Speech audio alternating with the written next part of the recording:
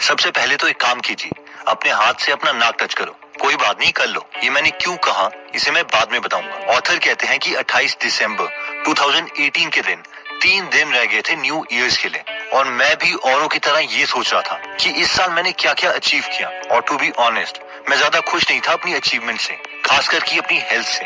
मैं कोई भी न्यू ईयर रेजोल्यूशन नहीं लेना चाहता था, क्योंकि मैं इन्हें कभी कंप्लीट कर ही नहीं पाया था। फिर एक टर्निंग पॉइंट मेरी लाइफ में आया जब मैंने खुद से प्रॉमिस किया कि मैं जो भी हो जाए मैं हर रोज पुशअप्स करूंगा। 100 नहीं, 10 नहीं, सिर्फ एक पुशअप, लेकिन हर रोज। जब मैंने पहले दिन पुशअप करना स्टार्ट किया तो मैंने 1-2 के बजाय 20 से 30 पुशअप्स कर लिए, क्योंकि मैं उस पोजीशन पर ऑलरेडी था, और 30 मिनट तक एक्सरसाइज करता रहा। ये सिलसिला काफी दिनों तक चला। मैंने देखा कि जब भी मैं बड़ा टारगेट रखता हूँ तो उसे मैं स्टार्ट भी नहीं कर पाता, लेकिन छोटे टारगेट्स मुझसे हमेशा कंप्लीट हो जाते थे। मैंने अपने ब्लॉग में एक आर्टिकल भी लिखा था, 1 पुशअप चैलेंज, और ये बहुत फेमस हुआ। काफी लोगों ने उस चैलेंज को एक्सेप्ट किया और एक हेल्दी लाइफस्टाइल की तरफ अपनी जर्नी स्टार्ट की। और यहीं से मेरी रिसर्च स्टार्ट हुई, जिससे मैंने ये बुक भी लिखी, मिनी हैबिट्स, स्मॉल हैबिट्स, बिगर रिजल्ट्स। अब कई लोग सोचेंगे कि यार मेरे तो इतने बड़े गोल्स हैं और इतने छोटे एक्शन से तो हो बैठा कुछ।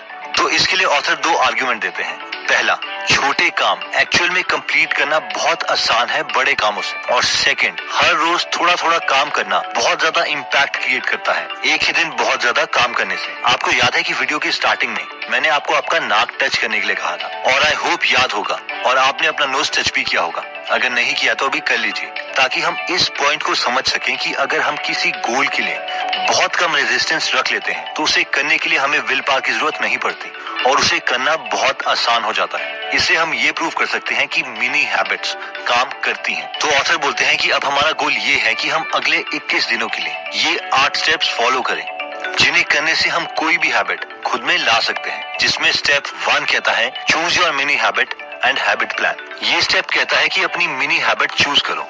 कोई ऐसी हैबिट चूज करो जो हमारी लाइफ में एक इम्पैक्ट क्रिएट कर सके।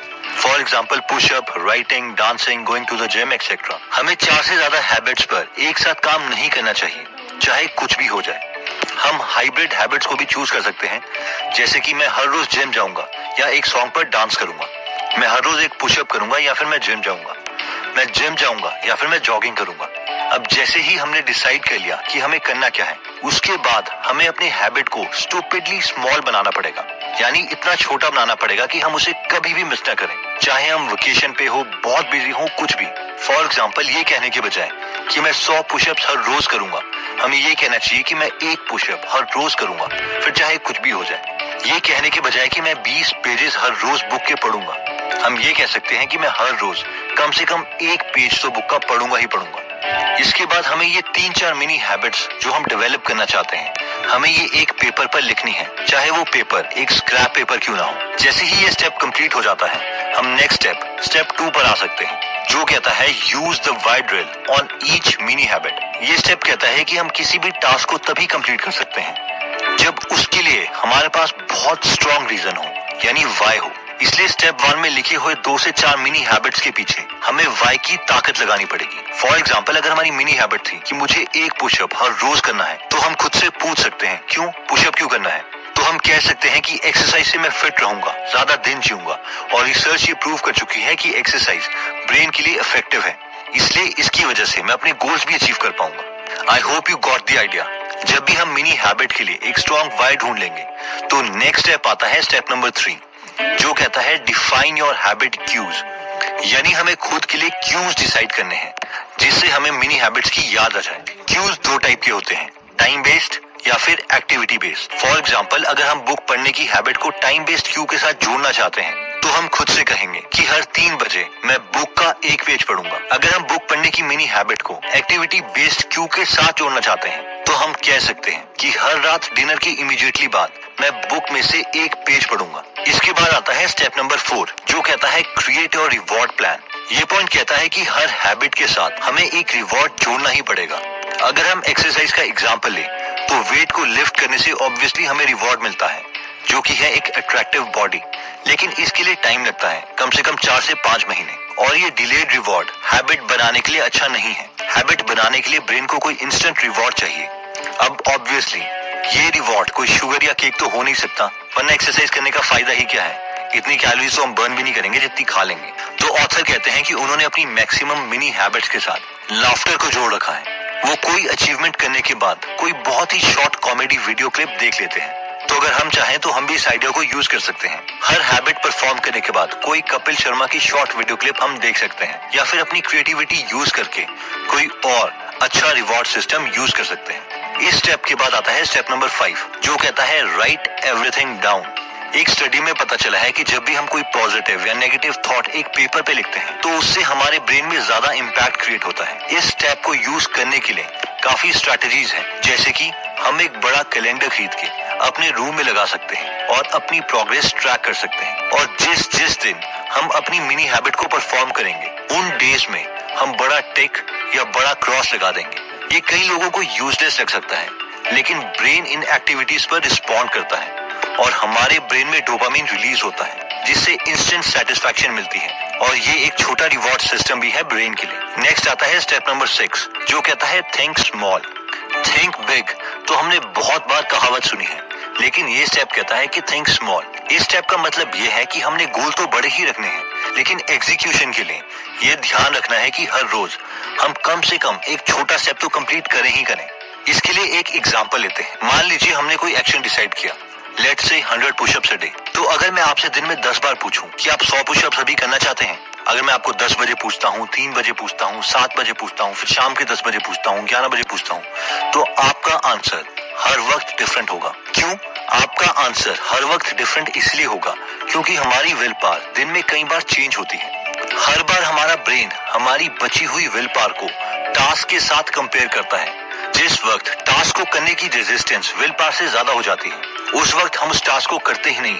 और इसका एक ही सोल्यूशन है, थिंक स्मॉल, एक्सट्रीमली स्मॉल। इसलिए 100 पुशअप्स पर डे सोचने के बजाय ये अच्छा होगा कि हम एक पुशअप कम से कम रोज करें तो सही। नेक्स्ट स्टेप आता है स्टेप नंबर 7, जो कहता है meet your schedule and drop high expectations. ये पॉइंट कहता है कि हमारा ब्रेन हमारी सेल्फ इमेज हमारे एक्शंस को लेके बनाता है, ना कि इंटेंशंस को। यानी हम हमारी नजरों में कैसे हैं वो डिसाइड होगा कि हमने एक्चुअल में क्या एक्शन लिए हैं। ये सोचना कि मुझे तो 3000 वर्ड लिखने हैं हर रोज ताकि मैं 8 दिनों में 48,000 वर्ड्स का एक नॉवल पब्लिश कर सकूं, इससे बेटर ये होगा कि हम हर रोज 50 वर्ड्स ही एक्चुअल में लिखें ताकि हम 1-1.5 साल में अपना नॉवल पब्लिश कर सकें। और फाइनली आता है स्टेप नंबर 8, जो कहता है watch your sign of habits. ये स्टेप कहता है कि इससे पहले हम नए हैबिट्स पर काम करें, हमें ये श्योर करना पड़ेगा कि पुराना बिहेवियर हमारा हैबिट्स में कन्वर्ट हो चुका है, वरना ये चीज काम ही नहीं करेगी। तो अब सवाल आता है कि हमें कैसे पता चलेगा कि हमारा कोई बिहेवियर एक्चुअल में हैबिट में कन्वर्ट हो चुका है। तो ऑथर बोलते हैं कि एक हैबिट के 6 साइंस हमें देखने पड़ेंगे, और ये हैं 1, नो रेजिस्टेंस, यानी हमें कोई काम आसान लगने लगा है तो मोस्ट प्रोबेबली वो हैबिट में कन्वर्ट हो चुका है। 2, आइडेंटिटी, यानी हम ये नहीं कहते आज मुझे रनिंग के लिए जाना है, हम रनिंग को अपने दिन का पार्ट ही समझते हैं और हम सोचते हैं कि मैं तो हर रोज ऐसा ही करता हूँ। 3, माइंडलेस एक्शन, यानी जैसे ही किसी एक्टिविटी को करने का टाइम आता है तो हम उसे कर देते हैं, हमारे और हमारे ब्रेन के बीच में कोई डिस्कशन नहीं होती कि वो टास्क करना है या नहीं। 4, हमें कभी दिन में टेंशन नहीं होती कि ओ यार आज तो शाम को मुझे पुशअप्स भी करने हैं। 5, नॉर्मलाइजेशन, यानी हमें कोई एक्साइटमेंट नहीं होती कि हमें कोई काम करना है क्योंकि अब वो डेली रूटीन बन चुका है। 6, दे आर बोरिंग, यानी अब हमें उस टास्क को करने में उतना मजा नहीं आ रहा क्योंकि हम उसे इतनी बार कर चुके हैं कि अब हमारे लिए वो टास्क बोरिंग हो चुका है। तो अगर हमें ये साइंस किसी एक्टिविटी में दिखाई देते हैं तो कॉन्ग्रेचुलेशंस, वो बिहेवियर हमारा हैबिट में कन्वर्ट हो चुका है और हम नेक्स्ट हैबिट्स पर काम कर सकते हैं। ऑल्दो अपनी बुक में ऑथर कहते हैं कि हमें कई हैबिट्स के लिए 21 दिन से ज्यादा या 21 दिन से कम भी लग सकते हैं, लेकिन कोई भी हैबिट बनाने के लिए हमें ये 8 स्टेप्स तो करने ही होंगे। और दोस्तों ये 8 स्टेप्स हमने देखे थे। Step number 1, choose your mini habit and habit plan, यानी सबसे पहले वो मिनी हैबिट्स चूज कर लो जो हम खुद में लाना चाहते हैं, जिससे हमारी लाइफ में सबसे बड़ा इम्पैक्ट क्रिएट होगा। Step number 2, use the why drill on each mini habit, यानी हर मिनी हैबिट के पीछे एक स्ट्रॉन्ग वाई ढूंढो, स्ट्रॉन्ग रीजन ढूंढो ताकि उस मिनी हैबिट को हम कंटिन्यू कर सके। Step number 3, define your habit cues, यानी ये डिसाइड कर लो कि किस टाइम या किस एक्टिविटी के बाद हम अपनी हैबिट परफॉर्म करेंगे। स्टेप 4, क्रिएट और रिवॉर्ड प्लान, यानी हमें ये डिसाइड करना पड़ेगा कि हैबिट के बाद हम खुद को क्या रिवॉर्ड देंगे।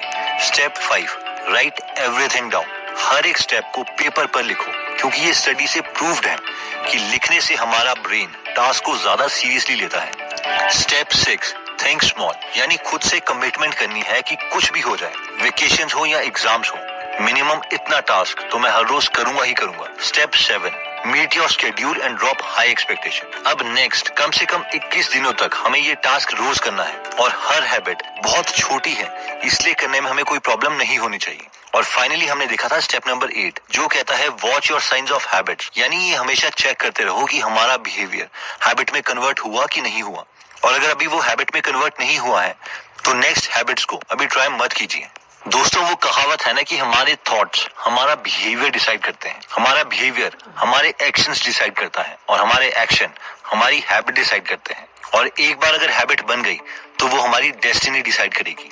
तो अगर आप हैबिट्स को इम्प्रूव करना चाहते हैं और हैबिट की साइंस को डिटेल में समझना चाहते हैं तो मैं रेकमेंड करूंगा कि आप atomic habit, power of habits और ब्रेन रूल्स बुक जरूर पढ़ें।